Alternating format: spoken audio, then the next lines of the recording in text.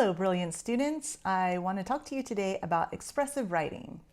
A researcher named James Pennebaker found a way to analyze the language people used in their journal-style personal writing about trauma. It's a style called expressive writing. In other words, expressive writing is personal writing about a traumatic experience or a stressful event.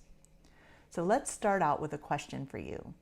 One of the main findings from Pennebaker's large body of research is that people got healthier when they wrote about A, themselves, B, other people, or C, wrote a letter to someone. Actually, people got better when they shifted their perspective from session to session. In other words, he found that in the first session, participants might start writing about themselves using mostly first-person pronouns like I and me.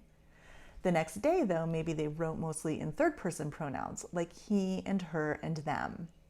In other words, the more the person shifted perspectives, the better off they were, in contrast to focusing only on themselves or what others were thinking and doing. Okay, time for another question.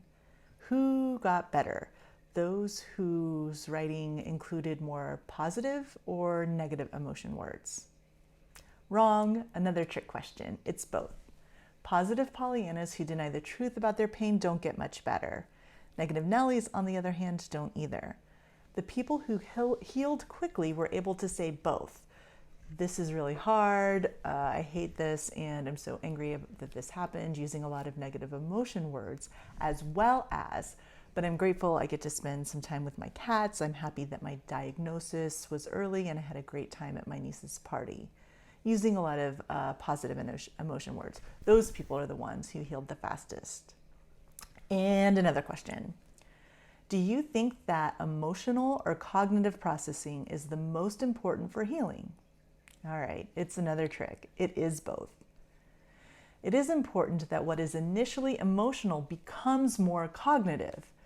People who increase the number of cognitive process words through their writing, words like believe, think, know, wonder, and reason, those participants got better.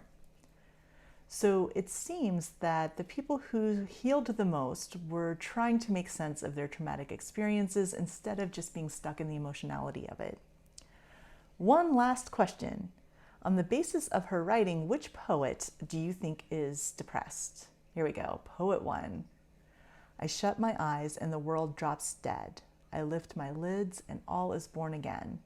I think I made you up inside my head. Poet 2, the ache of marriage, thigh and tongue, beloved, are heavy with it. It throbs in the teeth. The first is actually the correct answer. This is Sylvia Plath, and the poem is called Mad Girl's Love Song. The linguistic pattern typical of depressed individuals is using mostly first-person pronouns. They focus intensely on themselves and their own feelings. Here, Plath certainly seems to embrace the pain. In contrast, Denise Leratov's The Ache of Marriage writes mostly in the third person, holding the pain at arm's length. Maybe expressive writing is something you would like to try. I referenced one of Pennebaker's books in the notes, as well as his TED Talk if you would like more information. Well, guys, this is another edition of whatever we're calling this, and this is Dr. Witten signing off. Bye-bye.